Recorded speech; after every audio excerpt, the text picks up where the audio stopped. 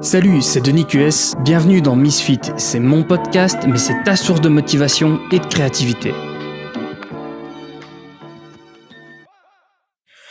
Salut à tous et bienvenue pour une nouvelle semaine de podcast. Et aujourd'hui, je me suis rappelé de la... Comment introduire ça?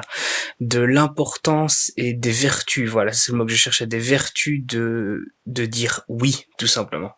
C'est-à-dire que beaucoup trop, alors ça dépend les gens, mais beaucoup trop de personnes ont tendance à dire non trop directement, à avoir leur réponse par défaut qui est non.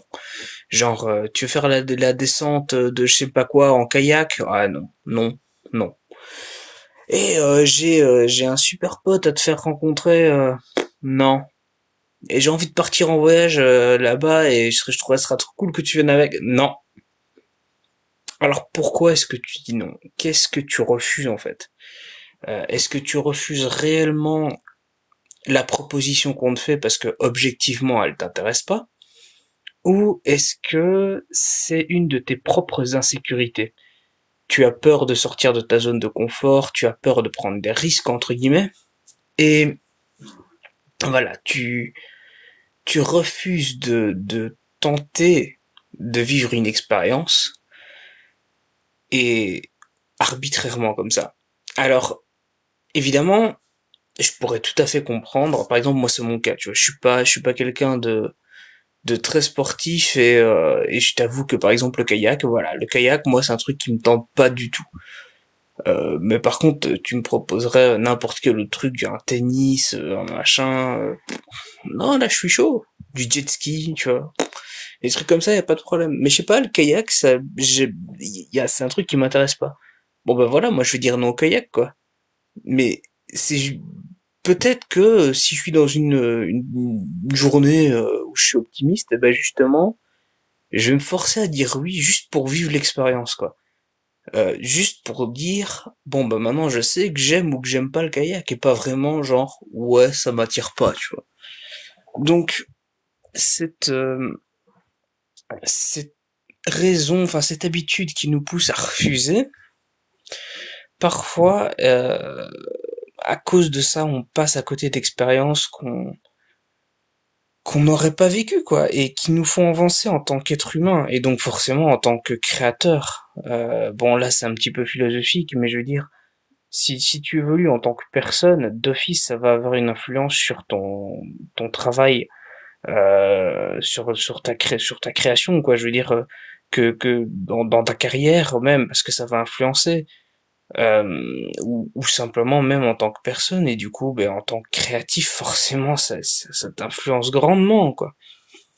Et ce truc de dire oui, c'est quelque chose que j'ai dû apprendre à mettre en place parce que j'étais une personne qui disait facilement non par défaut, et je me suis forcé même à me dire oui à moi-même. C'est-à-dire que une des premières expériences vraiment solo qui m'a fait me rendre compte de plein de choses par rapport à moi-même que j'ai appris, qui a vraiment déverrouillé quelque chose dans mon cerveau, qui m'a offert une beaucoup plus grande confiance en moi, c'est de partir au Japon. Je me suis dit, je fais un voyage tout seul au Japon. Et j'ai dû batailler contre, contre beaucoup de personnes qui me disaient, ouais, mais c'est pas raisonnable, ça coûte cher, tu feras ça plus tard, c'est pas le bon moment, machin. Bon. Là, je suis pas d'accord, mais là, je suis désolé, il fallait que je le fasse. Je l'ai fait, et c'était parce que je m'étais mis un grand oui à moi-même. Un très très grand oui à moi-même. Et du coup, je suis sorti de ma zone de confort, je me suis retrouvé dans un pays que je connaissais pas, j'y avais jamais mis les pieds. Bon, je connaissais deux trois trucs parce que je m'intéresse un peu à la culture, mais je veux dire, la plupart de ce que je connaissais du Japon, c'était les mangas, quoi. On voit pas. Voilà, bien évidemment, il y avait plein d'autres choses dans la culture qui m'intéressaient que j'ai vu par après, mais je veux dire, je connaissais pas, quoi. Et je me suis retrouvé là-bas dans un endroit où il fallait se débrouiller parce que les gens autour de moi ne parlaient aucune langue que je maîtrisais correctement. J'en maîtrise deux, hein. Je parle français, je parle anglais, voilà, je sais me débrouiller. Euh, Maintenant, je me suis formé en japonais, donc je pourrais me débrouiller en japonais, mais à l'époque, à ce moment-là, j'aurais rien su faire, quoi. Enfin, je savais rien faire, mais je me suis débrouillé et j'ai passé un voyage exceptionnel. J'ai eu un seul petit moment où j'étais un peu perdu quand j'étais à une gare et que j'étais pas sûr si le train que je prenais était le bon. Mais c'est pas grave. Au final, mais d'ailleurs au final j'ai pas pris le bon train. Mais c'est pas grave parce que je me suis arrangé avec le contrôleur. On a réussi à éclaircir la situation et de toute façon je partais quand même dans la bonne direction donc c'était pas un problème.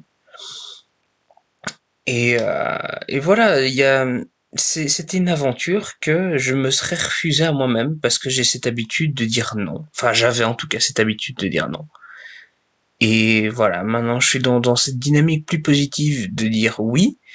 Et quand on dit oui, il y a des choses magiques qui se passent, quoi. On rencontre des gens qu'on croyait pas pouvoir connaître. On vit des expériences qu'on pensait pas vivre. Il y a une chaîne YouTube qui est vraiment excellente sur ça et je te la recommande si tu as un peu de temps après ce podcast, va faire un tour sur YouTube et check la chaîne YouTube Yes Theory. C'est un groupe de personnes qui dit oui à ce qu'on leur propose. Dès qu'on leur propose quelque chose, ils disent oui. Et puis ils essayent en permanence de repousser les limites de leur zone de confort. Et c'est super intéressant. C'est des gens qui à un moment donné avaient du mal à justifier, donc ils avaient des problèmes avec leur permis de séjour aux États-Unis. Et là, malgré les soucis, bon, bah, ils ont dû batailler un petit peu.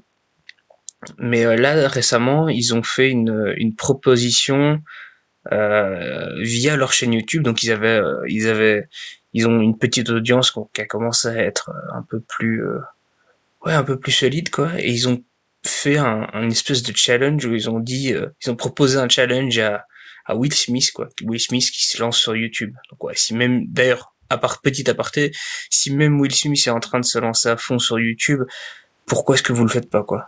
Clairement, non, il y a un truc qui est en train de se passer. Il y a un truc qui est en train de se passer sur la manière dont les médias fonctionnent et c'est très intéressant.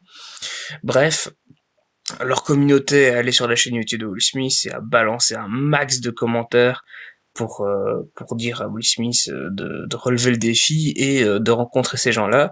Et du coup, ben, ça va se faire. Il s'est prévu qu'ils aient ils vont faire un saut à l'élastique depuis un hélicoptère. Enfin, c'est un truc ultra effrayant. Mais enfin, voilà, ils font un truc, quoi. Et Will Smith a dit OK.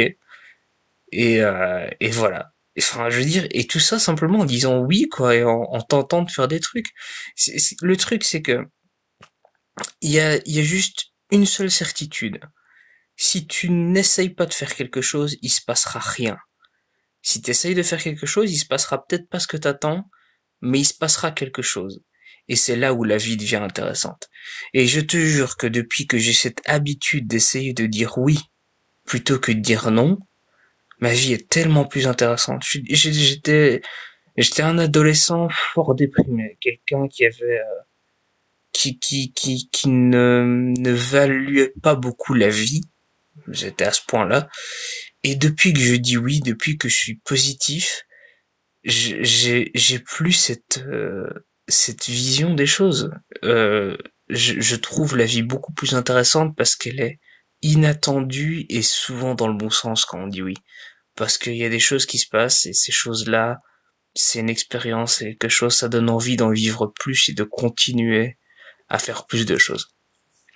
Bon, je vais en rester là pour aujourd'hui, mais j'aimerais que tu réfléchisses un petit peu à ça.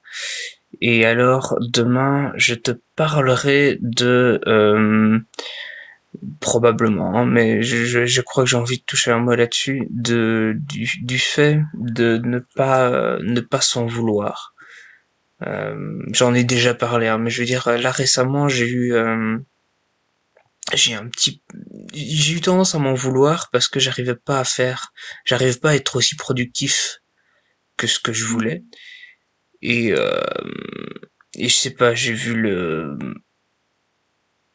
le post d'un mec qui venait de se faire larguer par sa copine et enfin, c'était pas lui qui a posté, c'était Gary Vaynerchuk, mais le mec rencontrait Gary Vaynerchuk et il s'était fait larguer par sa copine et était déprimé, il disait, ouais, je m'en veux parce que j'arrive pas à être productif, etc. Et Gary Vaynerchuk lui a répondu, mais c'est normal, mec, t'es pas productif parce que c'est déprimé, laisse-toi du temps.